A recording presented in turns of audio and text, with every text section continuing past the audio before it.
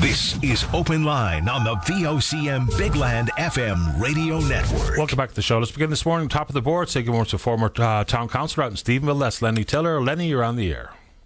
Good morning, Paddy. How are you on this wonderful Monday morning? I'm doing well, thanks. How about you? Oh, not too bad. Not too bad. It's a cold one here in Stephenville today, but that's to be expected. Yeah, chilly here in town as well. So, Lenny, your name is in the news, and of course that's coming from the Mayor of Stephenville, Tom Rose, regarding your role in some of the way the conversation has unfolded, or the tone of the conversation regarding the Stephenville Airport. What would you like to say in rebuttal? I guess accountability does not necessarily equal toxicity, as the Mayor seemed to make it out on Thursday. And to say that toxicity was from within, he's probably right. Toxicity a little bit is in all of us at certain times, and it certainly felt like to me over the 2.5 years it was coming directly from in town hall, from multiple facets. And when you've talked to as many employees and residents as I do who feel nervous and intimidated at times by the process of not just the airport, but just the general conversation as a whole within the building, it was at times treacherous, and you had to walk on eggshells. But I don't want to throw any more punches at the Mayor. He is who he is. I am who I am, and unfortunately, when topics get heated, we do the things we do. The unfortunate part here, Paddy, of all of this is for 2.5 years, there were residents expressing concerns with the process that was followed in this airport. And there was no empathy, or a lack of empathy, I think, shown from council at the time to those concerns. And instead of addressing those concerns, you were called a naysayer. At one point, I was called a junior councillor. The deal was too big for me to understand, or I was the official opposition. Well, you know what? On this deal, someone had to be, because the Mayor talks to you about airports being sustainable infrastructure of the town, but yet we sold it to the first person who showed up and ignored all the red flags.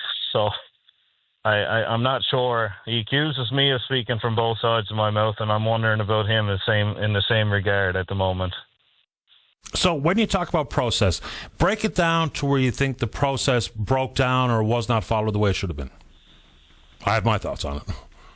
Okay, so what I think should have happened, and what I would have liked to see happen, was when we were elected in September of 2021. At that time, it was our understanding that the airport was essentially sold.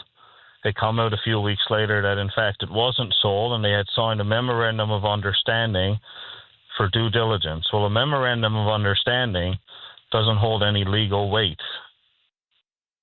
That memorandum of understanding was in place until December 31st of the same year. Once we went past that, I think the questions needed to start being asked of why is there delays. So we had from December 31st, when this MOU looked like it was going off the rails, right up until they signed a purchase and sales agreement to walk away from this if we wanted to. And there were many red flags within those 6 to 8 months, where we could have said, okay, let's take a step back here. Things don't look right. Things aren't going the way we think it should go. Let's follow a municipality's process of what we would do if we wanted to dispose of an asset, which is go to an RFP process. If the airport was as important as the Mayor says, and I think the airport is important, but if it's as important as he says it is, it would have been on us as a council and on the board, because, as has been stated, we did not sell the airport, but we effectively controlled the outcome here. We controlled the purse to the airport to keep this going. So we could have said, if you want money, here's the process we need to follow. We put out an RFP globally. If that takes 3 to 6 months, we continue to finance the airport for that 3 to 6 months. We see what comes back. If nothing comes back, well, then we have to have a harder conversation. But it was easier for us to control in partnership with the airport board, since we're not allowed to own the airport, to see how this played out. Instead, he said we went looking and nobody was coming. Well, with all due respect to the Mayor, we only asked the provincial and federal government. We didn't go out to private sector. Private sector came to us. And it was only one person. And we just put on horse blinders and went with it. We ignored red flags. If you had concerns, you were a naysayer. The process, Patty, I'm adamant, should have been an RFP process to see what was out there, and we could have avoided this entire mess.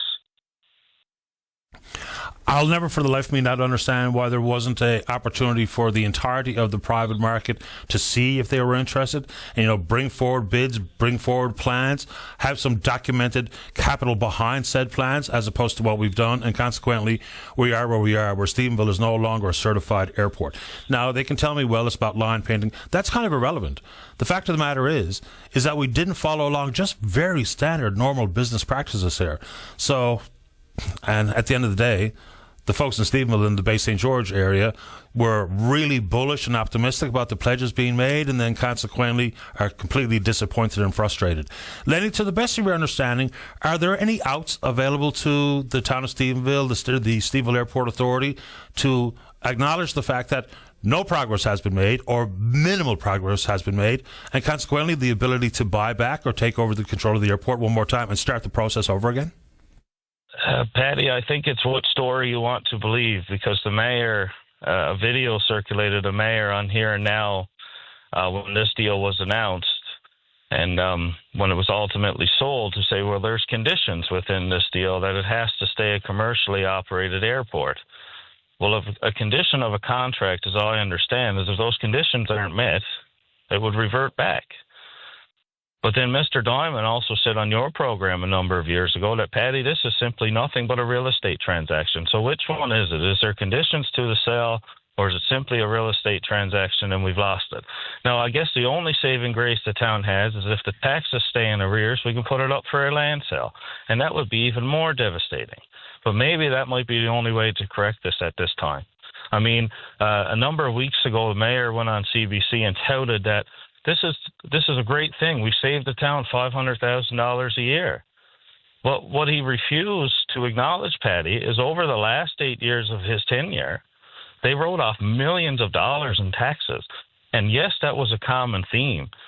But before all of this, taxes used to sit there in arrears for an opportunity like this, that if the airport was ever for sale, the investment would partially be protected for the residents. That if the airport would be to sell, we would be the largest creditor. If the airport sold, we'd get our back taxes. Once they were all written off, we had nothing. We had no skin in the game other than paying the bills for the airport. He also said to you the other day that I couldn't make up my mind. I wasn't for selling the airport, and I wasn't for giving them money.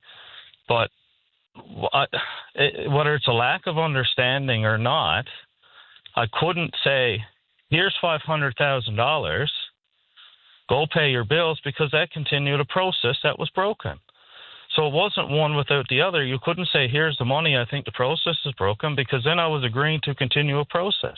I was all for selling the airport. I was all for getting it off the books, but it had to be done in a very strategic and planned out way. We played checkers when we needed to be playing chess with such a critical piece of infrastructure as the mayor has touted. But to sell it, we put on horse blinders. Our residents deserve better, Patty. Yeah, of course. And so we really do need to know, in no uncertain terms, a legal opinion based on looking at the contract, whether or not it could be scrapped based on clauses, which are in most of these types of transactions, about actions being taken, actions that were pledged and actually being implemented in some sort of time frame, which is manageable and agreed upon, because, of course, all these years later, very little has actually taken place. And in fact, correct, even some of the electrical work, they're in court trying to find a legal resolution to the $2.4 million of unpaid bills, on top of the $500,000 owed to the town.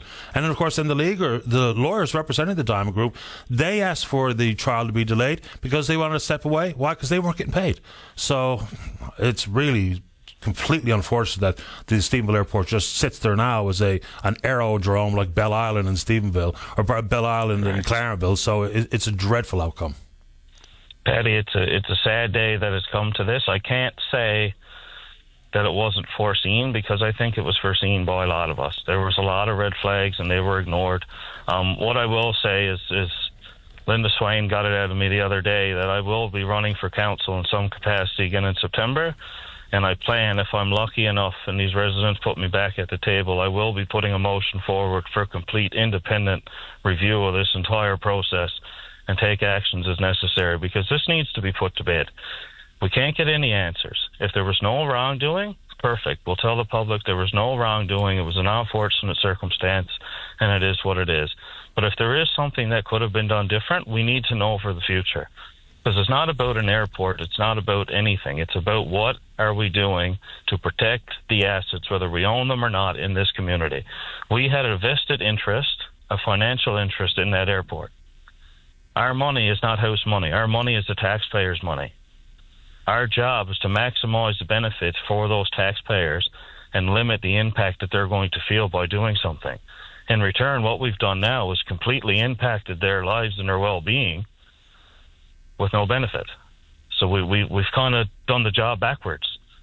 And whether that's the fault of the board, it's the fault of the council, I don't know. But I do believe an independent review would have to be taken place to see what it was. I don't know how that looks, Patty, because the board is now folded, but we do need copies of those documentations, of course, and the town's documentations to get to the bottom of what happened here, because it's a very, very sad day. It is that, Lenny, and I appreciate making time for the show. I was going to ask you whether or not you were going to run again, but you've offered that piece of information of your own accord, and I appreciate it. Anything else you'd like to say this morning? No, Patty, just I'll speak to the residents of Stephenville and the region. Listen, we've been here before. We faced hard times. We've been down and out. But the one thing about this community, Patty, is we're resilient. We stick together, and we will get through this, and we will have a brighter future once again. Appreciate the time, Lenny. Stay in touch. Thank you, Patty. You're welcome. Bye-bye. Bye. Man, it's just awful how it's all unfolded. I mean, it just sounded so great. And, of course, I'm not going to say that the town was desperate or the airport authority was desperate, but they were in the last throes of being able to continue on the way they were. And so when someone's talking about hundreds of millions of dollars of investment and hundreds of jobs and bringing back passenger air travel and all those things, of course, the community, I can't speak for every single person living in the Bay St. George area, but an awful lot of people were like, oh, yeah, let's go. And now, boy, oh, boy. Let's take a break. Don't go away.